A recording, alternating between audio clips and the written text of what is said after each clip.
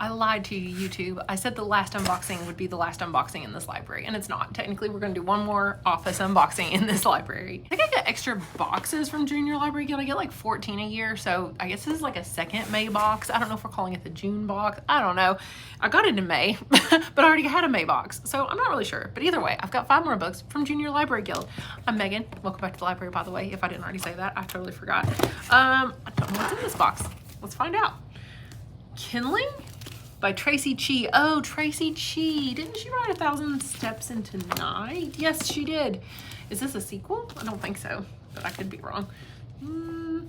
Nope. It's an introspective, gut-wrenching fantasy about 7 lost soldiers searching for peace they once fought for and the future in which they're finally daring to believe. Okay, so is this a standalone? She wrote some other fantasy standalones. Maybe it's a standalone, which is like rare. Also, this feels weird. It doesn't feel like a brand new cover on this book. Like, I don't know what's going on. Okay, Come Victory or Come Death. Once the war was fought with kindlings, oh, it's called kindling. Okay, which are elite magic-wielding warriors whose devastating power comes at the cost of their own young lives. Now the war is over and kindlings have been cast adrift, their magic outlawed, their weapons outdated, their formidable Valar weapons prized only as relics and souvenirs. Violence still plagues the countryside, and memories haunt those who remain. When a village comes under threat of siege, it offers an opportunity for 7 kindlings to fight one last time.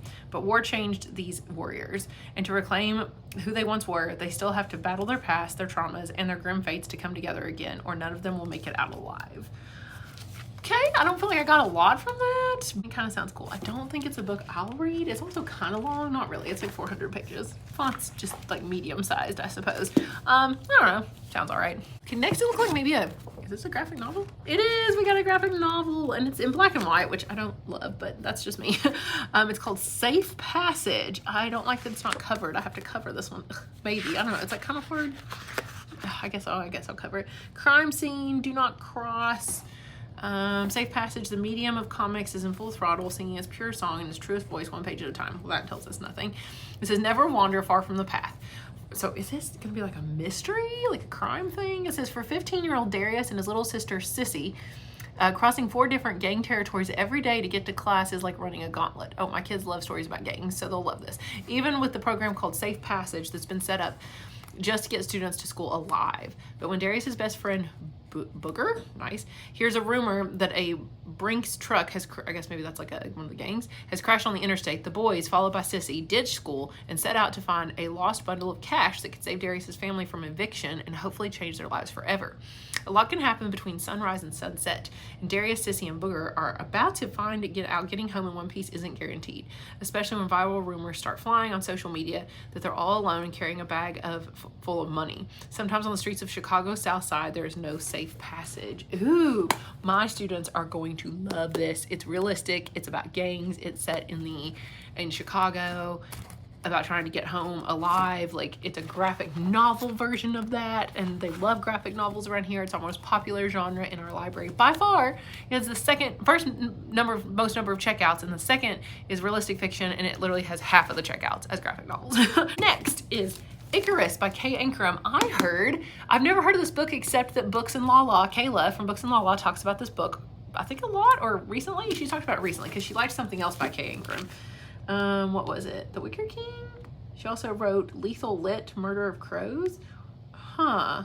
Okay. I don't really know anything about this author, but what are we going to guess this book is? I mean, Icarus makes it sound like it's fantasy, like based on mythology or something. Maybe? Let's see. It says, Icarus Gallagher is a thief. Ooh, I love that. He steals, and I like that it's a male main character. Okay, that's rare. He steals priceless art and replaces it with his father's impeccable forgeries. Ooh, this already sounds, I like this.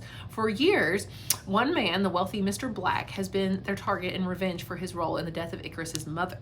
To keep their secret, Icarus adheres to his own strict rules to keep people and feelings at bay. Don't let anyone close. Don't fly too close to the sun. Don't let anyone touch you, and above all, don't get caught.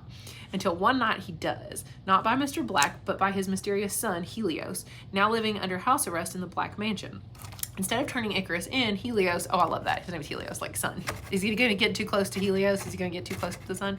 Bargains for something even more dangerous, a friendship that breaks every single one of Icarus's rules. As reluctance and distrust become closeness and something more, they uncover the gilded cage that has trapped both their families for years.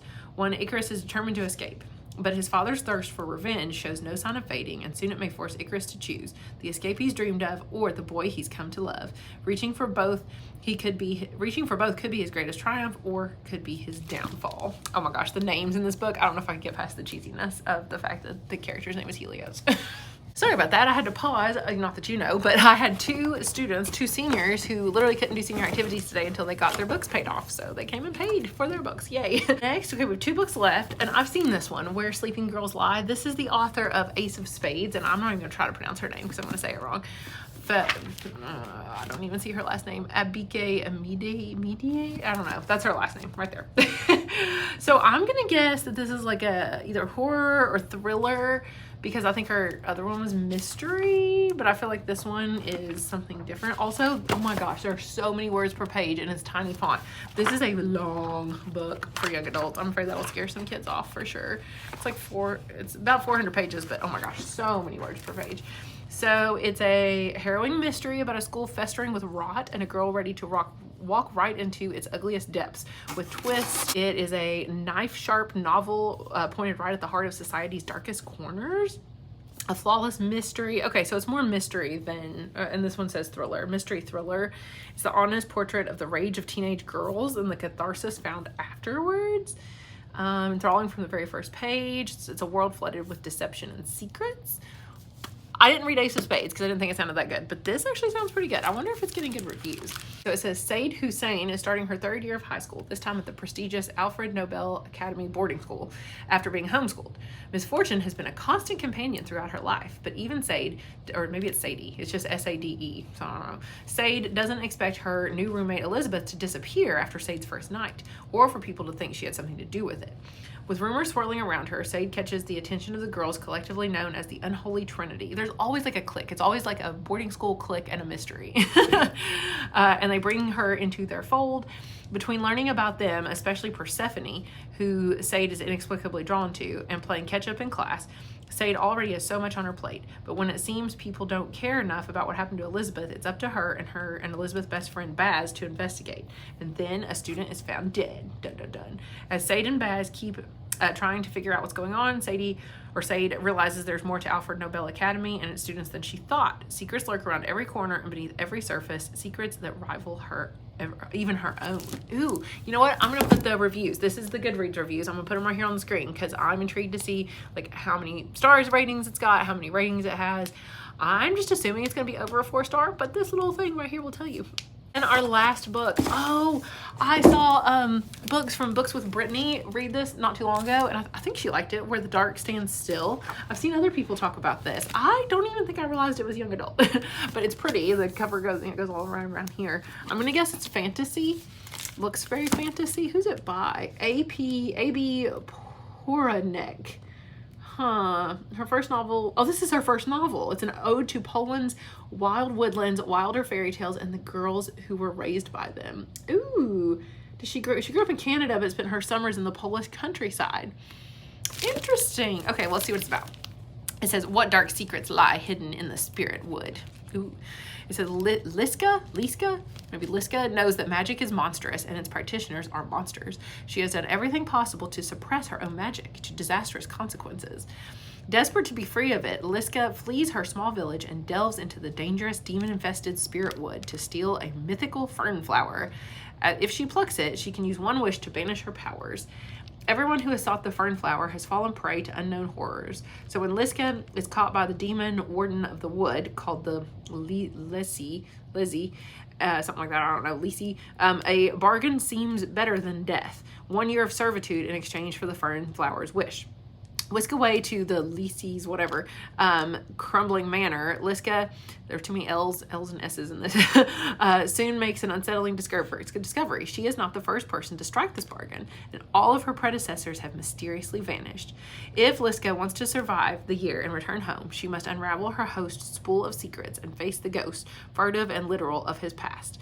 Because something wakes in the woods, something deadly and without mercy, something that frightens even the Lizzie. Ooh, interesting. And it cannot be defeated unless Liska embraces the monster she's always feared becoming.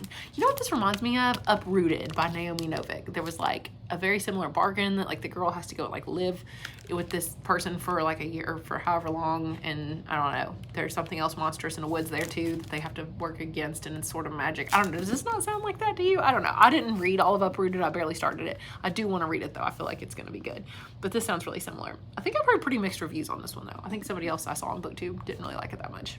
So I'm not super excited about any of these for me personally this time. Sometimes I'm like, oh my gosh, yes, I'm going to read this one. If I read, will I read any of these? I'm not reading Icarus because the names, I can't get past it. I probably won't read the graphic novel. I will definitely recommend it. Kindling, maybe. I still want to read 1,000 Steps into Night though. Where the Dark Stands Still, probably not, unless I just love Uprooted. Maybe this one would be the one I would look into possibly reading. We'll see. There's so many books on my TBR, I don't really have time to add anymore. So let me know down below if you would read any of these books, what you think about them, and yeah, I will talk to you again soon. Bye.